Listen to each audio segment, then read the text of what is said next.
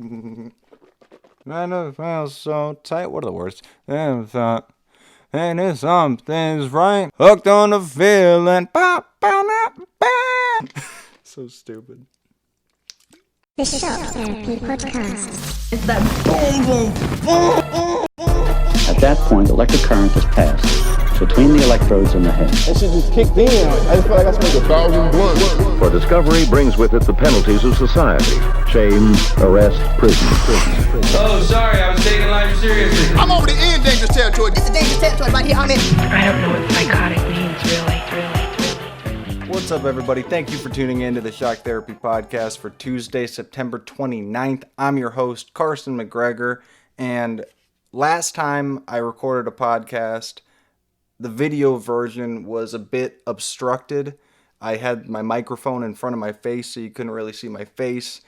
When I noticed it in the editing process, it was kind of too late to change it, to do anything about it, so I apologize for that. If you watched my last one, I fucking appreciate it. I appreciate you sitting through that, because it's mostly just footage of my microphone in front of my face, so I appreciate you watching that.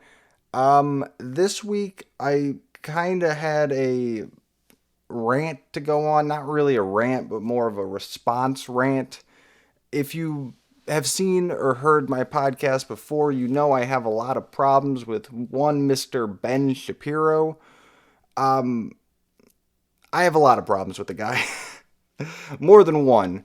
My biggest problem I ever had with him, outside of the fact that we likely disagree on a lot of key social issues, I don't like how he talks about hip-hop music at all, because it's ill-informed and just stupid. If you know this controversy, Tommy Lauren gets into the same thing. I don't know why young right-wing pundits do this.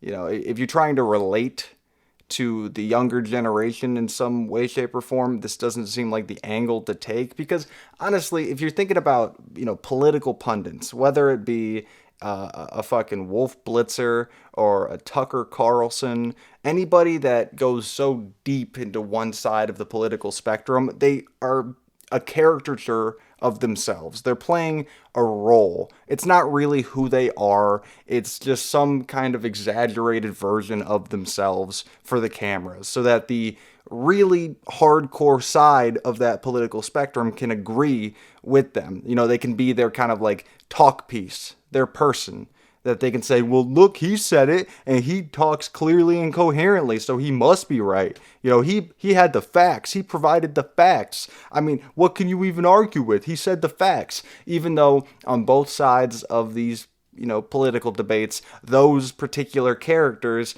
while they provide facts, they don't provide all the facts. They provide the facts that line up with their point of view, and they leave out things that don't align with their point of view. It's very clear if you do 5 fucking minutes of research on any of the things they say, they're leaving out pretty important details. Now, a lot of this stuff is opinion when it comes to music, especially. A lot of the stuff that you can say about it is opinion. Ben Shapiro doesn't think rap music is real music. He doesn't think it meets his criteria of what music is, which is ridiculous, because he says that, I've said this before, he believes that music is harmony, melody, and rhythm, and hip-hop only fulfills the rhythm segment of this criteria for the most part, which, first of all, is not true. That's just not the case. If you know, I don't know much about music theory. I'm not an expert. I didn't go to fucking now I'm just getting mad and I'm mixing up my words. I didn't go to music school, but you're wrong. He's just fucking wrong. That's not true. But say that is the criteria. Say that is exactly what the criteria is. Then the certain pieces of music, somebody a cappella singing, a beautiful song, say Adele came out on stage and sang a song with no music behind her, it wouldn't fit those fucking criteria. So, what are you saying? What are you saying, Ben? What's your fucking point? You just want to be mad at hip-hop. You want to be mad at something that's generally speaking, pretty anti-establishment. And by establishment, I mean the right-wing type of establishment. The very anti-conservative values. Establishment's a weird word because it can mean so many different things. Both sides use that word to mean the big boogeyman of whatever they don't like. The left uses the establishment to mean, the white men in stuffy suits and cigars that are in power, and the right uses the establishment to mean more of a social thing, like the social establishment that's been keeping us down and keeping our voices suppressed. And they're both idiots. They're both wrong. They're both right to a certain extent, but they go so fucking overboard with it that they become wrong. You can do that. You can be right and then just try to be so right and dig in on that side of things that you become wrong because you just, you go over the edge of sanity. And that's what political pundits tend to do. I'm not a smart guy. I'm not a particularly smart dude, but I can see right through this nonsense. It's just nonsense. It's just fucking fodder to put out there to start fights and to get higher ratings. I guess that's kind of what I'm doing right now, but I'm just a little bit pissed. Now, he also got really mad, Ben Shapiro, got really mad about the song WAP. He got pissed off about it, went on a Twitter rant, said a bunch of stuff on his show. I don't know, man. I don't know. If you don't like the song, don't like the fucking song. There's nothing more to say about it at that point. Like, I don't like a lot of music, but I don't go around talking about how it's damaging to the culture, That's ridiculous. That's fucking insane. The only music that I would ever hear and think, man, that's damaging to the culture is like white power music. That's the only thing I can think of. And I've never really heard white power music except for like when I watch American History X. But I guess if I heard that, I would think that's probably bad. That probably shouldn't get made. Whoever's making that's likely an asshole. Other than that, it's an expression of yourself. It's art. Who gives a fuck? But he got mad at it because he said it's degrading to women, and the idea that pushing his words, I'm using his words here, so don't get mad at me if you disagree with this. He's saying that the song implies being a whore is good for women and that it's empowering to women. Yeah, that is what it implies. And I don't see where it's wrong. It's taking ownership of your own sexuality. Who gives a fuck? That's great. That's great. That's not a female thing alone. That's anybody. Just music has been made for generations about that particular topic in a bunch of different ways. Of somebody, being like, I'm the fucking best looking person in the room. I look fine. I look sexy. I look good. I fuck all these women. I fuck all these dudes. Sex is such a crucial part of music. They go together hand in hand a lot. So I don't see his point other than, just making a controversial statement about something that happens to be popular because he knows it's going to get internet clicks. He's a character. I get it. They're all characters. But just because he's a character and he says over-the-top things, over-the-top Breitbart-ass shit, doesn't mean it doesn't deserve to be, called out and spoken about. And he doesn't deserve to be called a fucking dummy because he's a fucking dummy. That's what he is. He's an idiot. I don't know. So I watched the Ben Shapiro show on Snapchat. I don't watch the whole thing because I don't think I could stand it. It's the same reason I don't watch CNN. I don't read the Huffington Post. I don't watch Fox News. I try to stay away from these partisan things because they make me angry. The amount of misinformation and intentional misinformation. It's not like they just didn't have the facts. They had the facts and they trimmed them to make them look a certain way. I fucking hate that. Just give people the real story, or don't be news. Don't pretend to be news or information. Don't do that. You know, I'm not going to ever tell you that I'm informative news, that I have the answers. I don't. I'm just going to tell you I'm giving my 100% opinion, and I'm likely to be wrong on a lot of things. I will tell you that straight up. Ben Shapiro's not going to tell you that. He's going to kind of stand firm in the fact that, yeah, no, I'm right. I'm right. I guess he'll admit to being wrong if he was, presented with facts that clearly debunk his theories. But even then, he has to have heard the counter argument to his rap music isn't real music point. And if he's heard it, it has to have registered somewhere in his brain that, yeah, that was probably out of line. But he stays with it. He stays with those views because it's his brand. It's on brand for him. And I get it. You got to toe the company line from time to time. But that doesn't seem free to me. This whole idea he has of free speech, like you should be able just to speak freely. If you're confronted with counter information and you're a smart enough guy, I know he's not an idiot. I know he's not actually stupid. I know he's a very educated person. If you're presented with information that's totally contrary to what you already believed and it's valid, not accepting it is not free thought. That's the opposite of free thought. That's cult-like thinking, Ben Shapiro. I don't know what you're trying to push, this whole idea of thinking freely, because that's not what you're doing. You're not thinking freely. You're thinking along one... You have one line of thought, and you're going to follow it to the letter of the law, no matter what it is, because you can't risk getting on your show and saying something that your audience doesn't necessarily know or agree with and having them turn against you. You can't risk that, so you have to fucking toe this company line. That's not free thought. That's not free speech.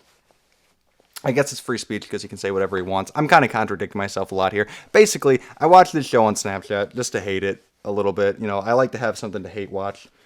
Because, I don't know, it's fun. I like the drama. Even if it's all happening in my own head. There's nobody debating with him. It's just him speaking to a camera by himself with his producers behind the camera. So it's more, the debate is happening in my head. Like, what would I say if I was there? He could probably, debate my fucking shoes off. Like, I couldn't stand in a room with him and counter his points just because he reads more than I do. I'll give him that. But that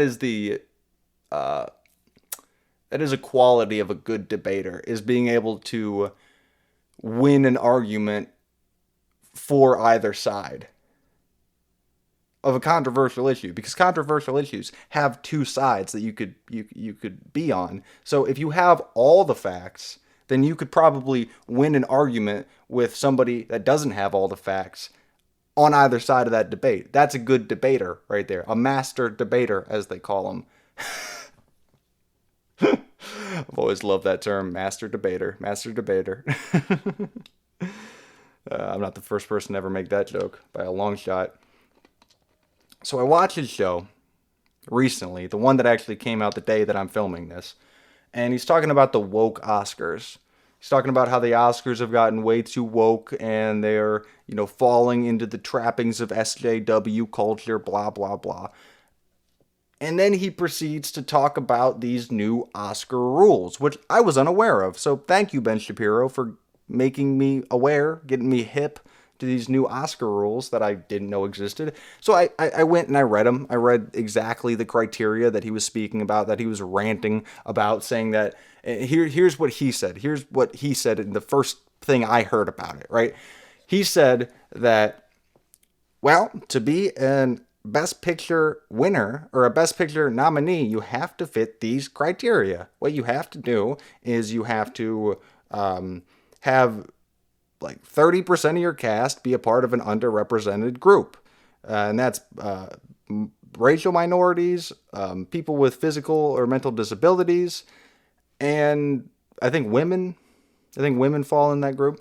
And then he makes the offhanded remark. He says, well, women aren't an underrepresented group because they make up 51% of the population. Like a dummy, he said something like that. Yeah, no, we were all aware of that, Ben. That's not what underrepresented means. Underrepresented means that they don't get their stories told in a platform like film, which has been the case because the people that have been in power in Hollywood positions are men. For the most part, they're men. So they tell stories where the protagonists are men.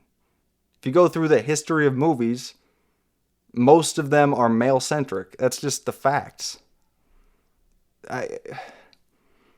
He's acting like, well, I guess the Oscars doesn't think men can be, the protagonist in a movie anymore. That's not what they're fucking saying, Ben. It's just they can't be the only ones. They can't. We got to mix it up a little bit, right? Which makes perfect sense to me. I don't know. Maybe I'm just a liberal sheep. I have no idea, but that seems like it makes sense to me. But he goes on, and his point is, you have to have, a major part of your cast be part of underrepresented groups. You have to have the background supporting or background characters, at least 30% be a part of underrepresented groups.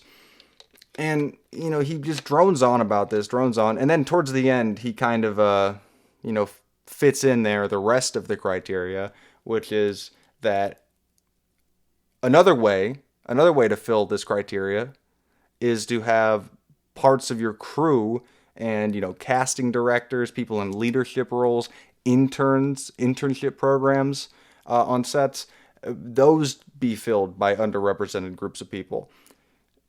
Once you get to the bottom of it, please read the New York Times article about this and go on the Oscars website and read exactly what these criteria are. By the end of it, you only have to fill out, there's like 4 criteria, and you only have to meet 2 of them. And 3 of them are crazy easy. Like 3 of them are so fucking easy to meet. Like most movies probably already meet them, to be honest. And you don't even have to have a cast. The characters in the movie don't even have to be parts of underrepresented groups. They don't have to be minorities. They don't have to be women. They don't have to be on the LGBTQ spectrum.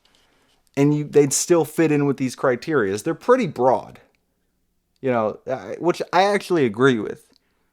I don't think you can make people make movies only about certain things. I think that takes away from the whole artistic side of the Oscars or movies in general.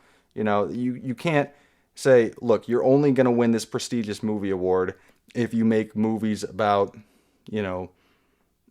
these certain topics. That's ridiculous, obviously. That's ridiculous. But that's not what they're saying. And that's what Ben in this ranty video is trying to imply that they're saying. And I just hate that. I hate the fucking shit out of that because your audience is not going to fact check this. They're just going to believe it at face value because it's something that they think could happen and they already kind of agree with your perspective. So they're just going to go around regurgitating that to other people like it's fact, which it's not. And you're spreading misinformation, Ben Shapiro. You got to know that's what you're doing. And I'm not trying to spread it. That's why I'm telling you, go read this shit. Go fucking read it. Like, do your own research. Do not listen to me. Don't listen to Ben Shapiro. Don't listen to Tommy Lauren. Don't fucking listen to any of these people. Anybody on the internet that tries to tell you how to feel, that tries to imply you should feel a certain way, is wrong. They're fucking idiots. None of us have the answers. I'm just telling you what I think about it. I'm totally fine if you have the complete opposite perspective. If you think Ben Shapiro is the shit and he's a truth teller, I could be wrong here. But this is just how I feel about it. I don't know, man. And he always tries to make it into a right-left thing, which is so crazy reductionist. I don't even want to get into that. How close-minded that is. That somebody's going to disagree with you just because they're on the left. You know, I don't think somebody's going to disagree. You know, I happen to be a little bit more on the left personally, but I don't think somebody's going to disagree with me and just assume it's because they're on the right. They might just have a different perspective than me. Maybe there's some people out there that don't let those labels define all their opinions. Maybe there's people out there that actually think freely, Ben Shapiro, that actually speak freely, Ben Shapiro. I don't know. I don't know why I'm just going at him specifically. I know. I said it at the top of this podcast. He's a talk piece. He's a fucking character. Whatever. I just hate that shit. I would say all the same shit about... I don't really know any left-wing pundits that do this sort of thing. I don't know them. Because I don't really watch this sort of shit. It doesn't appeal to me. Like, I've kind of been making the point. I don't like when people tell me how I should feel. The most I'll go is watching, like, John Oliver. And at the end of a John Oliver video, I don't think he's right.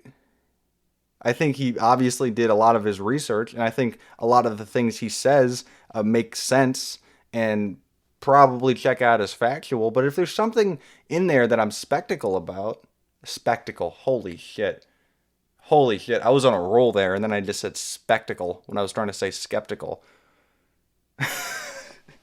If you even thought for a waking moment that I was smart, that I had some sort of anything going on in my fucking head, no, I do not.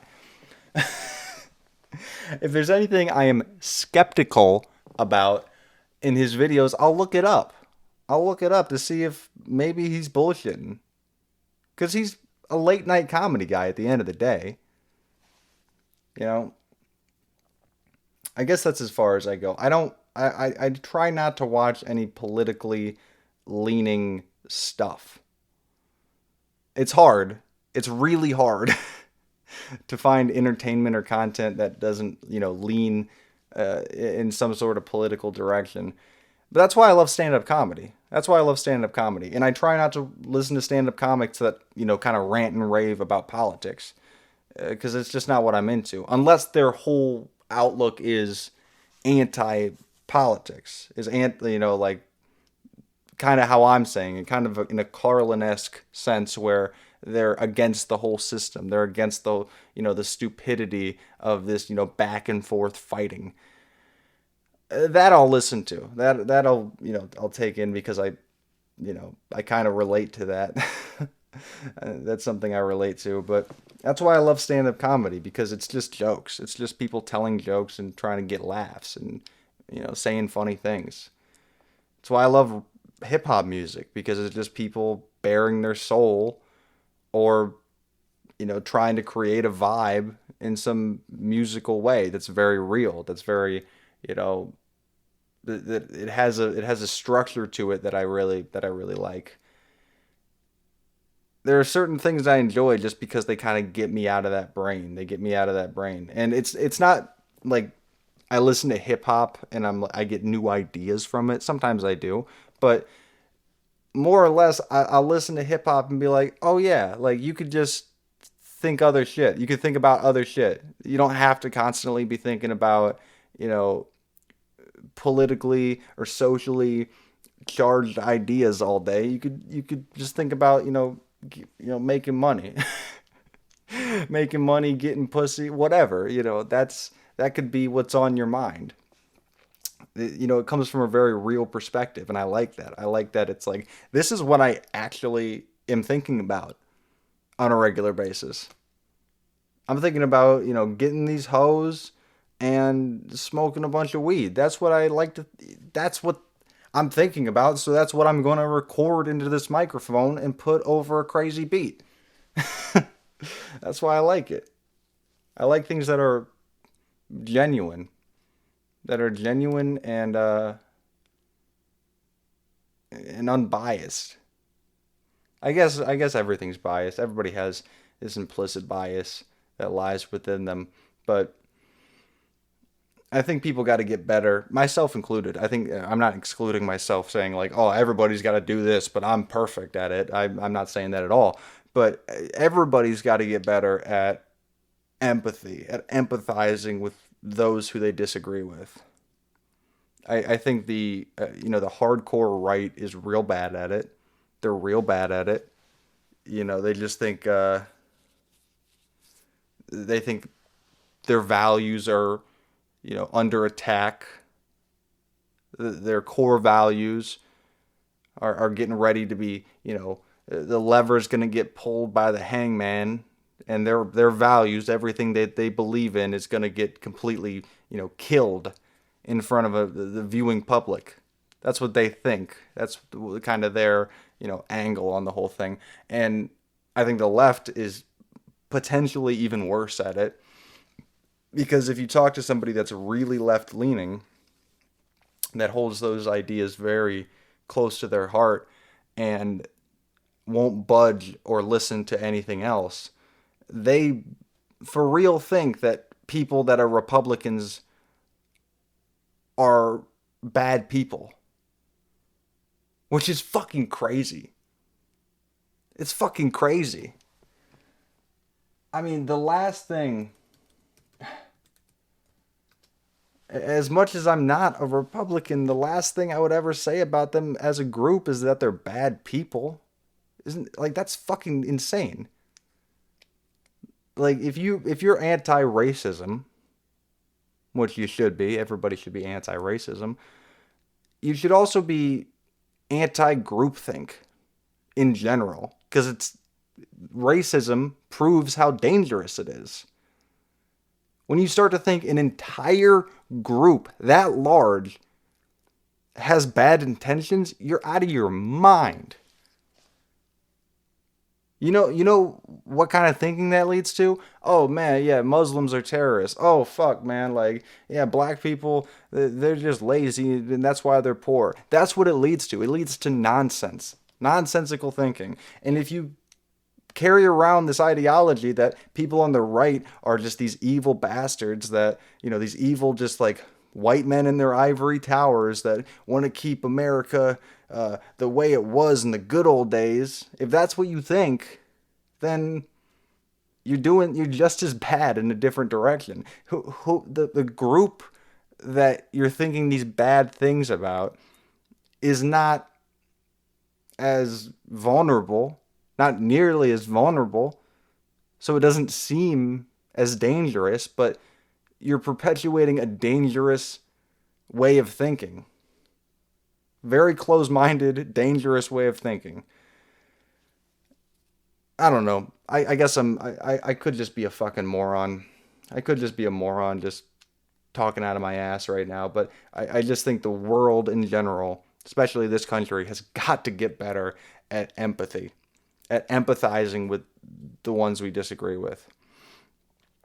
I think one of the best things I've ever seen, I think the guy's name is Daryl Davis, and he's a black man who went like deep into the KKK, interviewed grand wizards, like talked to members, like really got to developed a rapport as a reporter and as a researcher with this group of people who he's very aware hates him and wants him dead, or wants him out of their country, or out of their land. But he's developed a rapport with them because he wants to understand where they're coming from. That is like so next level third eye shit. I don't know. For somebody to hate you and for your response to be, I wonder why that is. Let's examine that. That's like therapist shit. It's like psychology. I don't know what it is. I don't know what the term is, but that's fucking brilliant. Not saying everybody should do that. If you don't want to understand the KKK, I totally get it, because Maybe you don't want to understand lunacy. Maybe you don't want that even in your brain. That's fair. But to a certain degree, you have to understand the opposite side. You have to understand them.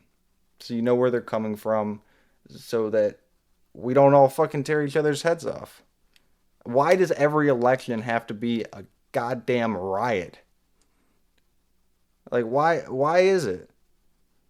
Why can't we have an election where it's two people who, well, if he makes it, it won't be my, I wouldn't like it as much as if the other guy makes it, but if he makes it, he seems like a decent person. And while his values differ from mine, he seems like a good leader. Why can't we ever have that shit? Why does it always have to be, it's this guy or this country is about to fucking burn? Why does it have to always be like that? I mean, part of it is the candidates. Part of it is the fact that we, for some reason, elect candidates that, where it's very easy to think that's going to happen because both candidates have such major glaring flaws that are easy to exploit.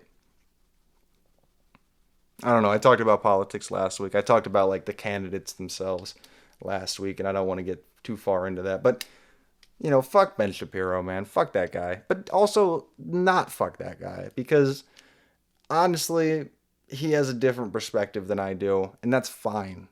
That's fine. I kind of get some of his points. Some of his basic points, I sort of get them. But then when he elaborates, I just want to interject because his elaborations are so nonsensical. I don't know. All right, that's it from me. You guys have a good week. Drink RC Cola and sway for president. Fuck Trump. Fuck Biden. Sway for president. All right? Love you guys.